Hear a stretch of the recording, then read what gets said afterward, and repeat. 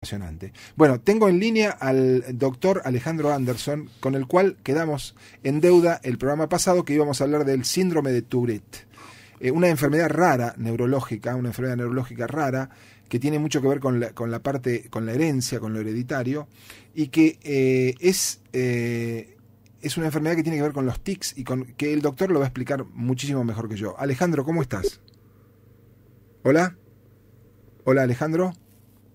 No está Alejandro. Bueno, se fue el doctor porque se va y viene. Ya va a volver. Ya va a volver. Bueno, es increíble eso que contás, porque de pronto encontrar a la esposa del chofer de Mussolini y de repente las historias que tiene para contar esa mujer.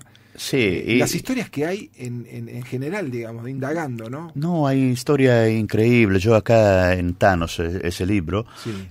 ¿Contás historias? Sí, conto historia, por ejemplo, de Angelo Pavesi. Attilio Pavesi, perdón, que fue la primera medalla de oro italiana en el ciclismo, en Los Ángeles en 1932, y él vivió acá en Argentina hasta los 101 años. Perdóname, Pascual, lo tengo. Alejandro, ¿estás ahí? Sí, absolutamente, acá estoy. ¿Qué tal? ¿Cómo te va, Ale? ¿Cómo estás? Bien, todo bien. Bueno, estaba hablando acá y presentándote un poquito, diciendo que quedamos pendientes el programa pasado de hablar del síndrome de Tourette. Efectivamente, sí.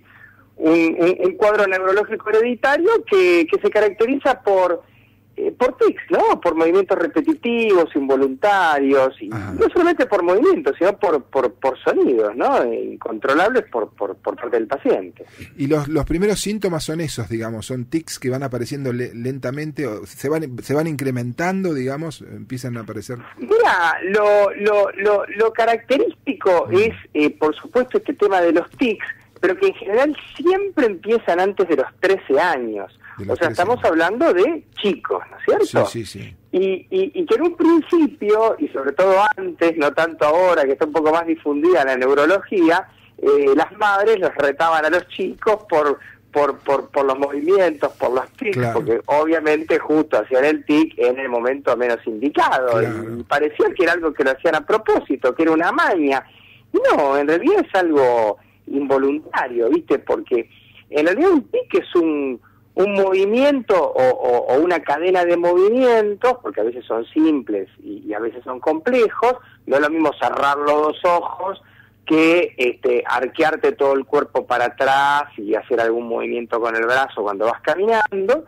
Y además puede ser una cadena de movimientos, pero de movimientos de los que usás para hablar. Entonces puede ser un sonido como el de husmear o el de aspirar, o puede ser hasta una palabra entera. Entonces, los tics, digamos, simples y complejos, vocálicos y motores, son los que forman parte del cuadro de estos chicos. Y digo de chicos porque en realidad de cada 5 te diría que uno es mujer, pero la mayor parte son varones. Aparte, como general, siempre empiezan antes de los 13 años. Bueno, sí, claro, son chicos, ¿no? Porque los primeros síntomas aparecen entre los 2 y los 13 años, o sea, a veces muy chiquitos son cuando les aparecen los tics.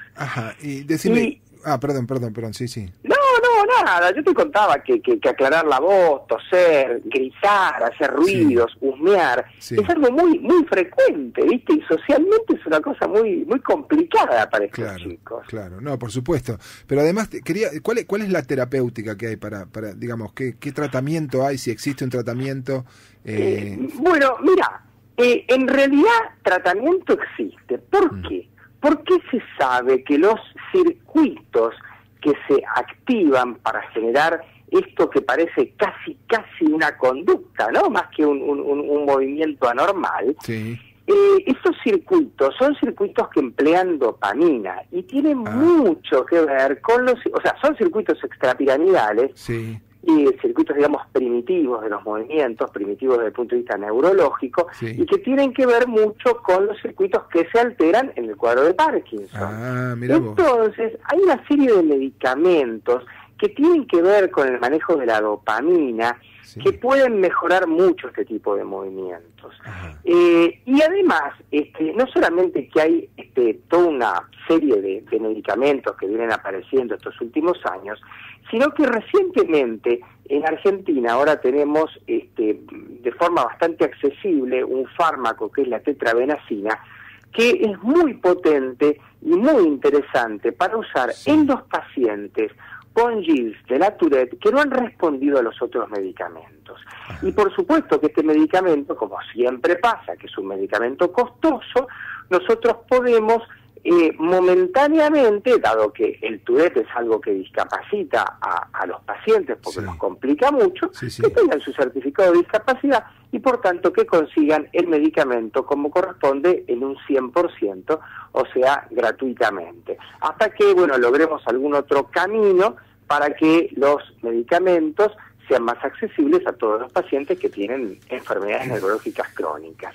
Bien. Y te quería contar que este cuadro, el Tourette, además se suele asociar a la impulsividad, a veces se asocia al ADD, a veces se asocia al trastorno obsesivo compulsivo, y en realidad es genético. Claro. Y es muy difícil de diagnosticar la cosa genética porque la herencia no es por un solo gen, es poligénico. Entonces, como son varios los genes, es difícil, ¿viste?, por hora de genotipificar. Pero es una cosa orgánica, física. No es que el chico empieza así a hacer tics porque, en fin, porque está enojado con la mamá por esto o por lo otro, ¿no?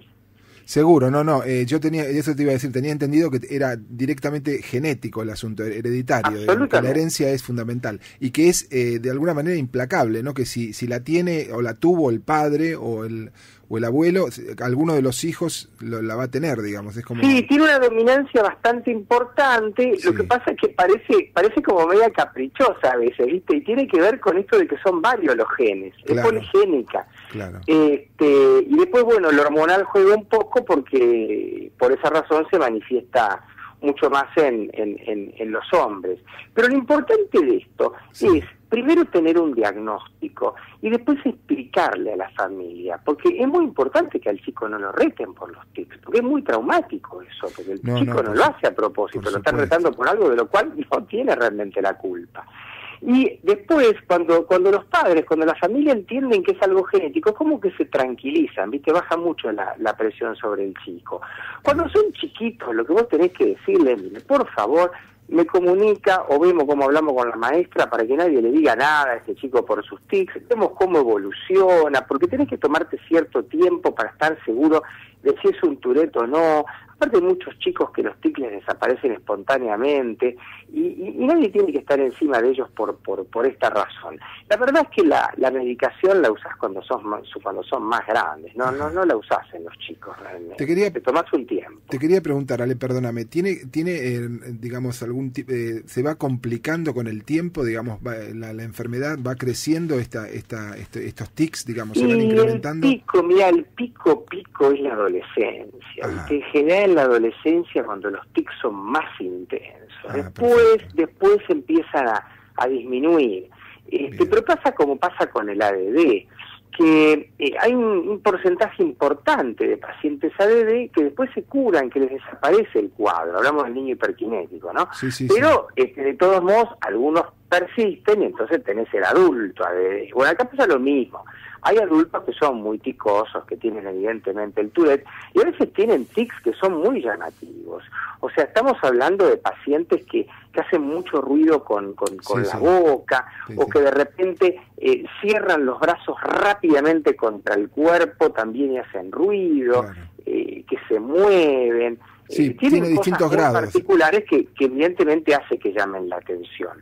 Y bueno, y de todos modos lo interesante, y yo he visto muchos pacientes, porque yo en realidad fui miembro durante un tiempo de la Tourette Syndrome Association, ¿no? La Asociación de Tourette de Estados Unidos. Entonces vi muchos casos y realmente vi pacientes con Tourette pero muy intenso, que es uno cada 2.500 casos, que responden bárbaro a la tetrabenazina. Así que tenemos armas terapéuticas como para mejorarles mucho la calidad de vida a estos chicos. Que por otro lado tiene una expectativa de vida normal, ¿no? Porque no hablamos de ninguna enfermedad degenerativa, no hablamos de que el chico va a tener un perjuicio intelectual, no, es el tema de los tics exclusivamente cuando es un Tourette puro, y bueno, si tiene alguna otra cosa asociada a un ADD, bueno, será además el ADD, pero en sí no es una enfermedad degenerativa. Esto que dijiste es muy importante porque te lo iba a preguntar si tenía algún compromiso algún riesgo de vida o si perjudicaba la parte intelectual. actual. Y bueno, lo aclaraste vos. Afortunadamente no. Bueno, Afortunadamente es importante, es muy importante.